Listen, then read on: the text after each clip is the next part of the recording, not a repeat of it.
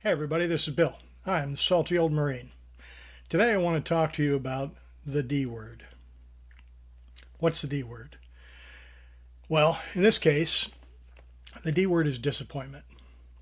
The D word is disgust. The D word is disillusionment. And there's probably a few more. We'll leave it at that. And what am I talking about? I'm talking about disappointment with the VA. I'm talking about disappointment with the process, especially for veterans who are seeking disability. So I'm going to have to back up and explain some of that. First of all, just kind of give you an update on my current status. Some of you know I am rated for PTSD. I have service-connected disability for PTSD. And I filed an HLR, which is a higher level review. So I felt that my rating should be higher than the rating I received. And I have some facts to back that up and blah, blah, blah. But bottom line, I filed an HLR. And I asked for an informal conference. That was back in February of 2025. Right now it is May of 2025, almost June. So it's been a little while. In the meantime, I had filed a claim for sleep apnea, OSA, obstructive sleep apnea, sometimes pronounced OSA. That claim was secondary to PTSD, meaning that I claimed that my sleep apnea was caused by my PTSD with an intermediate step of weight gain, because it is known that obesity or weight can cause sleep apnea. In this case, I've had sleep apnea for a very long time, although it was only recently diagnosed. My wife wrote a buddy letter in which she stated that fact. We've been married since 2002, and she knew that I would stop breathing in the middle of the night even then, and she put that in her buddy letter. Now, my wife is not a physician. She can't diagnose sleep apnea, but she can testify to what she sees and hears with her own senses, and that's exactly what she did. I also obtained a nexus letter from a psychologist who is well experienced in both PTSD and sleep medicine, and he wrote me a really great nexus letter explaining that it was at least as likely as not that my sleep apnea was caused by my PTSD with weight gain as an intermediate step. Okay, so now I've set the stage. While these are going on, there's not much you can do except wait. And that's exactly what I did. I waited. We all wait. And we wait, and we wait, and we wait. Sometimes a little impatiently. I won't say that I didn't check the VA portal pretty much every day to see how my claims were coming along. Sure, why not? It doesn't hurt, and it just gives you something to do, right? So, unfortunately, this last week, a lot of things kind of unraveled. I was scheduled for my informal conference for my high-level review. And on that day, I made myself available, and I went to a private area, and I had my phone, and I had a notebook to take notes, and I had my notes that I had written about arguing why I should have a higher level or why I should have a higher rating. Bear in mind, higher level review means you cannot introduce any new evidence, but you can point out the evidence that's already existing and say why that means it should be a higher rating, why it was misinterpreted by the rater. So that's what I was ready to do. So I sat in that private space for an hour, and nobody ever called me, because that's how the informal conference works. They're supposed to call you on the phone, so you just passively wait. And I mean, I was going nuts. I'm checking my phone. I'm making sure it's working. Does it have a full charge? Do I have a good service connection? Can I make calls? Can I receive calls? Did they miss me? Did it go to voicemail? Remember, I've got PTSD. I'm going nuts here. So an hour goes by, nothing happens. I finally called the VA. VA says, yeah, sorry about that. Don't know what to tell you. We'll make a note of it. Great, yeah. So here's the first D. That's my first disappointment with the VA, right? Okay. So in the meantime, I've been waiting on my sleep apnea claim. It's been in step 5. It progressed very quickly. It went from, when I initially submitted it, boom, all the way up. It got what they called an ACE review instead of a C&P exam, which I'm told can mean that they have all the information they need to make a decision. So it's kind of like just pencil whip it and get it done. And so I was like, yay, it's going to happen, right? Well, I had filed a Freedom of Information Act request for my C&P exam from my PTSD claim, which had been closed quite some time. And they sent that to me, but they also sent the C&P exam from the ACE review, which was still in progress. I was surprised they sent it to me, but they did. So I read it. And in it, the doctor said, he opined, it was less likely than not that my sleep apnea was caused by weight gain, because in his opinion, it was caused by old age. Second D, disappointment, right? There's my disappointment. Now I know that old age in general can cause sleep apnea. It's one of the causes, right? But he didn't address the weight gain. The fact that I was put on weight control while I was in the Marine Corps, and I included that information.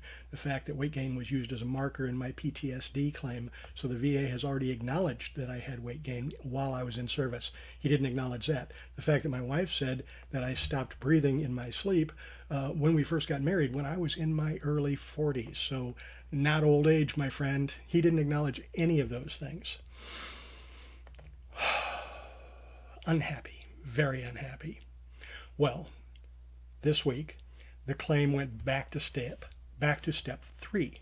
So it went from 1, 2, 3, 4, 5 back to 3. And I got an email from the VA stating that I would be getting another C&P exam. Oh, the frustration. There's an F word, frustration. Yeah. Now, some of you are nodding your heads because you've been there, right? Some of you maybe are kind of new to this and you're wondering what's going on. So let me try and put this in perspective a little bit. First of all, everything's going to be okay. I've been called back by the VA. They're going to schedule a second HLR for my PTSD claim.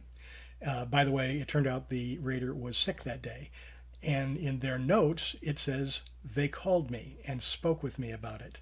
They did not. That is a lie. I don't know who wrote that down, but they were lying. They did not speak to me. But it is what it is. In any case, a second HLR has been scheduled. Great. Second, I expect to get a second C&P exam for my sleep apnea.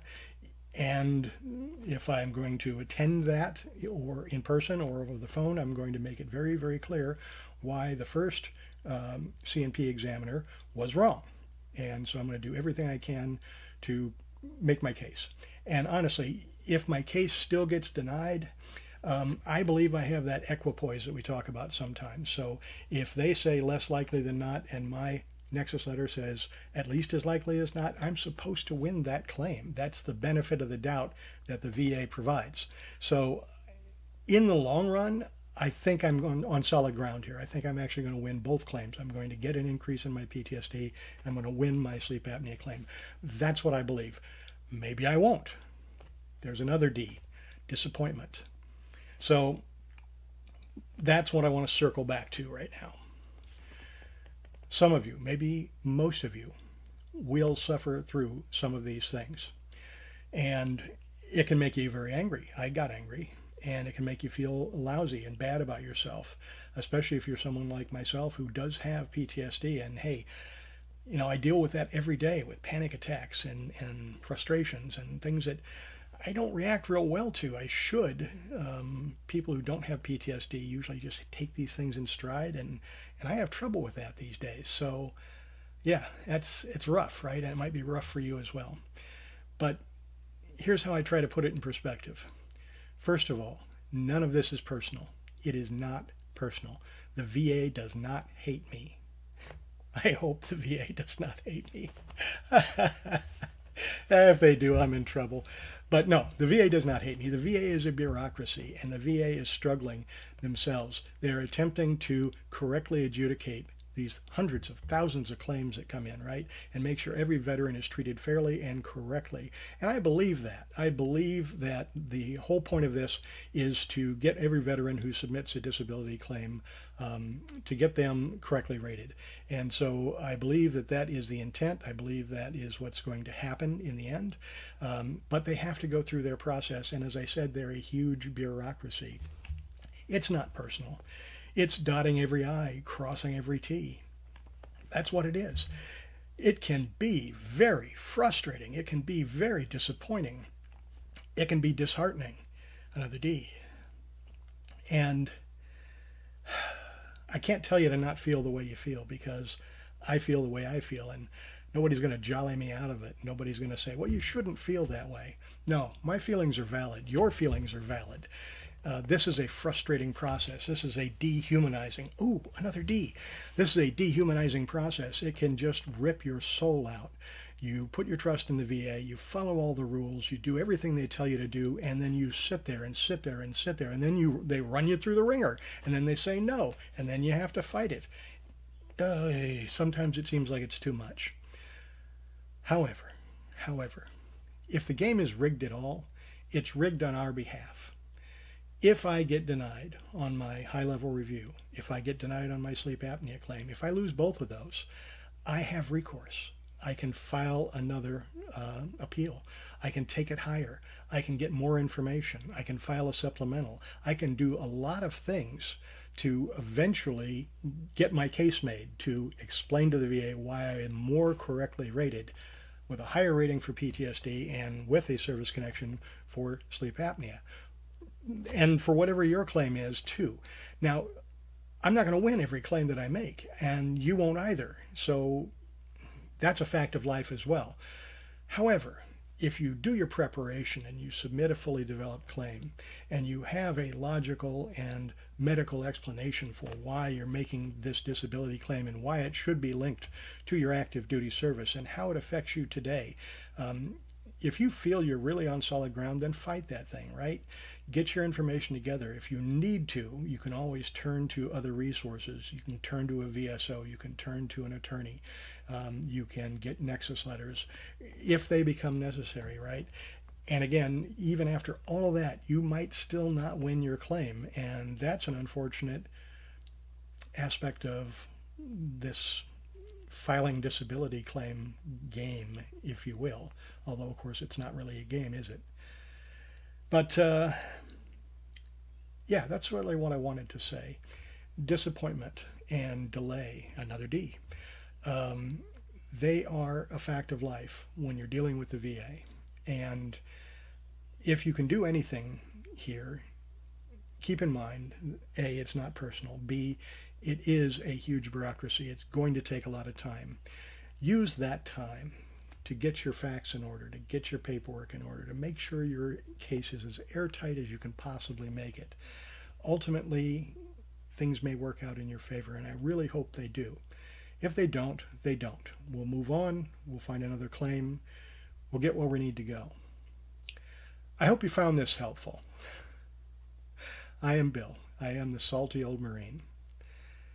Please like, share, subscribe, tell a friend, leave a comment. Tell me about your disappointments with the VA. Tell me how they've made you feel less than human at times. Let's commiserate a little bit. And as always, and do your best, have a great day.